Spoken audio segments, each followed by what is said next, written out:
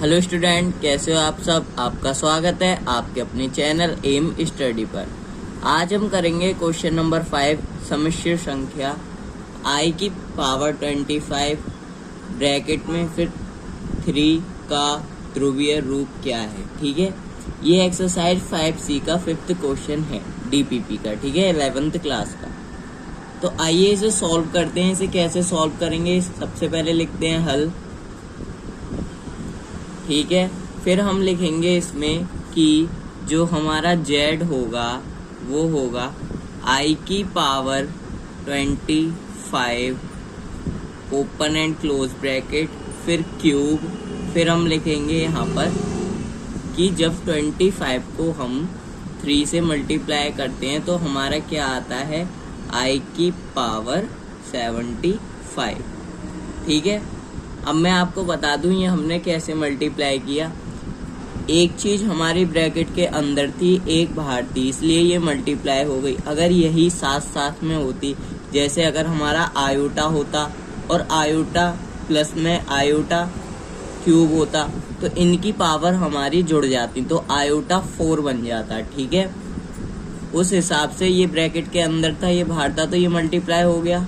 ठीक है, अब जब आयोटा 75 आ गया, आयोटा की पावर 75, तो इसे सॉल्व करने के बाद में हम इसे क्या करेंगे, इसे 20 से तोड़ेंगे। तो आयोटा फिर हमारा आ जाएगा यहाँ पर 4 मान के चलो, यहाँ पर आ जाएगा 18।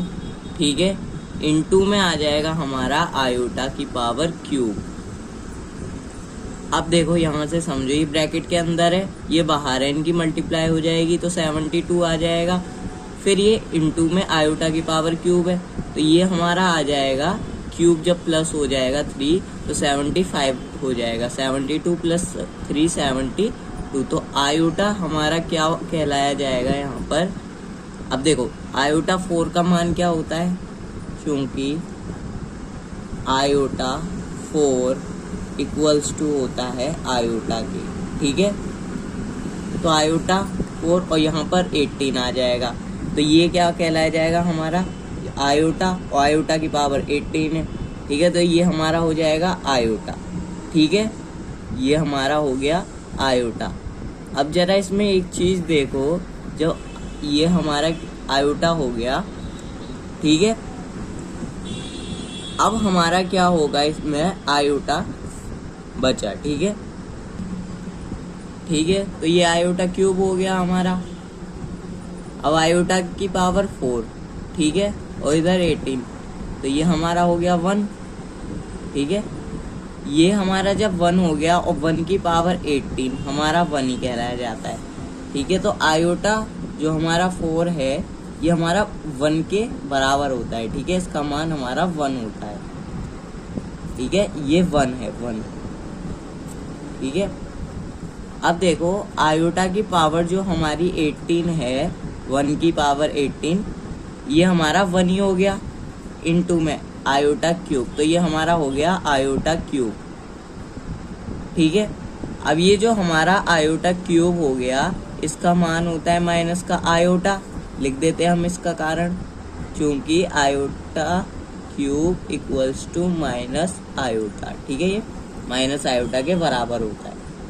अब क्या होगा इसमें, ये जो हमारा माइनस का आयोटा है ये निकल करके आया, तो अब तो ये जो माइनस का आयोटा है ये हमारा इस फॉर्म में आ गया कि वास्तविक संख्या जो हमारी है वो तो 0 है, और ये हो गई माइनस आयोटा काल्पनिक संख्या।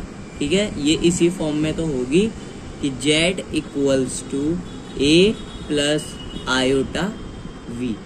ठीक है, a हमारी वास्तविक संख्या और आयोटा भी हमारी काल्पनिक संख्या है। ठीक है, बीच में ये माइनस इसलिए है क्योंकि ये माइनस में निकली थी, तो माइनस प्लस माइनस होता है। ठीक है, अब हम क्या करेंगे कि z का ध्रुवीय रूप लिखेंगे, तो हम यहाँ पर लिखते हैं कि z का ध्रुवीय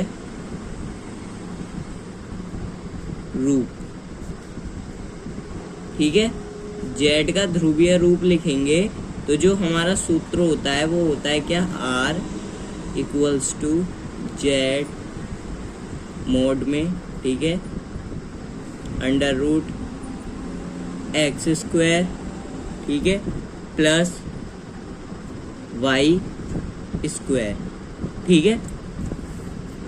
अब हमारा इसमें देखो आर हमारा किसके बराबर है, मोड जेड के बराबर है, ठीक है। अब जब ये मोड जेड के बराबर है तो ये क्या हो जाएगा हमारा निकल करके आर इक्वल्स टू, ठीक है, ये मोड जेड में है, एक्स हमारा 0 है, 0 का वर्ग प्लस ये वाई है हमारा। अब यहाँ पर तुम मान के चलो अगर 1 है हमारा, 1 की मल्टीप्लाई आयोटा से करोगे तो आएगा आयोटा ही, तो यहाँ पर हो जाएगा हमारा क्या, माइनस का 1, ठीक है, इसका वर्ग। तो ये हो जाएगा हमारा क्या, R equal to mod Z में ये हो जाएगा हमारा 0 प्लस -1 का वर्ग 1, और 1 का जो रूट होता है वो 1 ही होता है, ठीक है।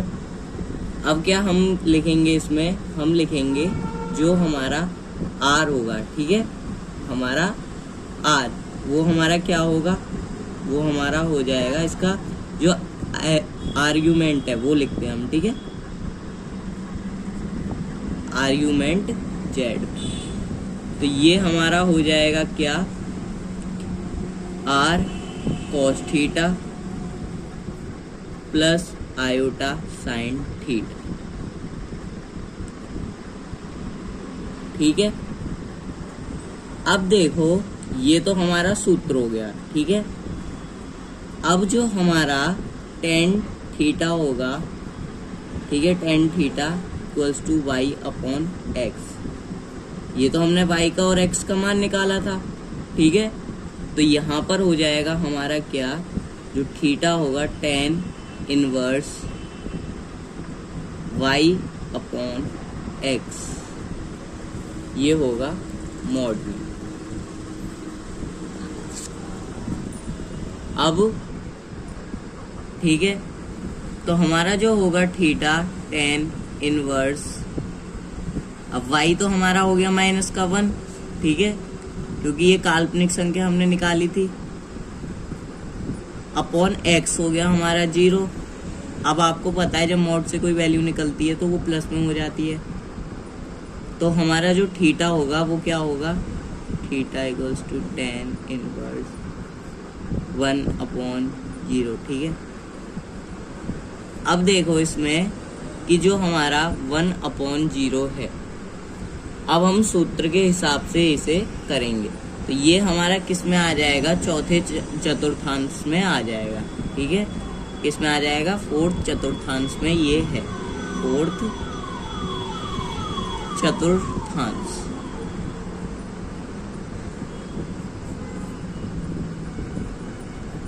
तो यहाँ पर हमारा जो r के हिसाब से थीटा होगा, r तो हमने निकाला था यहाँ पर 1, ठीक है, जो r था हमारा वो था 1, जो अभी हमने निकाला था r equals to mod Z में फिर इक्वल्स टू अंडर रूट करके, तो वो हमारा r निकला था 1।